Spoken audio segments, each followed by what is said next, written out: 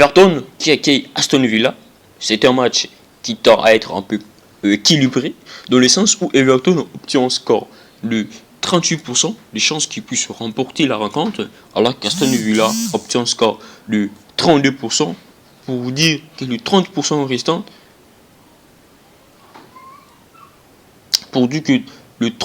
restant, sont restés comme score de probabilité qu'il y ait un match nul entre les deux rencontres. Mais en ce qui concerne le classement, Aston Villa occupe 11e place alors qu'Everton occupe 16e place, bien que Everton soit un peu plus à l'intérieur, mais on peut voir que c'était un match un peu plus décisif pour l'Everton, puisqu'il va tenter juste de se maintenir et de remonter dans le classement, puisque juste derrière lui, il y a Bournemouth qui occupe la 17e place, bien qu'il va affronter le Manchester United City pour ce soir. Alors, en termes d'historique, on peut se rendre compte que lors de ces 5 derniers matchs, Everton n'a pas pu enregistrer ne fût qu'un seul succès face à Aston Villa. Aston Villa qui a remporté 4 des 5 derniers matchs avec un match nul. Statistique isolée, Everton enregistre un score de victoire estimé à 25% sur le 20 matchs ou 5 victoires sur le 20 matchs avec un score de défaite élevé à 60% ou 12 matchs perdu sur le 20 derniers matchs qu'il a joué. Alors que de son côté, Aston Villa enregistre un score de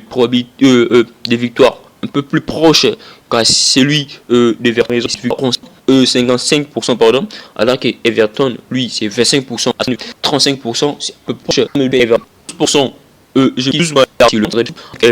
Aston Villa, à ce côté, c'est 11 matchs perdus qui fait un score de 55%. Donc, il y a plus de temps,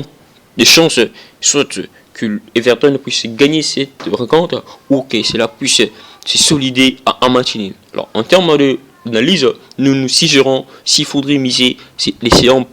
d'être un peu plus au milieu, dans le sens de faire le choix. Le choix revient à vous, mais nous considérons soit que ça sera Everton ou un match nul en termes d'analyse. Et en termes de prospective, s'il faudrait le voir, c'est beaucoup plus l'Aston Villa qui est un peu plus favori, mais il faudrait aussi voir que Everton qui tend ou qui va faire tout pour survivre et ainsi se remonter dans le classement, puisque juste derrière lui, il y a une pesanteur qui pourrait la tuer afin qu'il soit relégué en Champions League, puisque on tend vers presque, bien sûr comme on est juste au début de la phase retour, mais tout reste aussi à jouer au début de cette phase, puisque si vous avez déjà une flèche qui descend, vous n'allez pas essayer de la remonter lors de la dernière rencontre, ce qui veut dire que Everton fera de son mieux pour qu'il puisse remporter cette rencontre.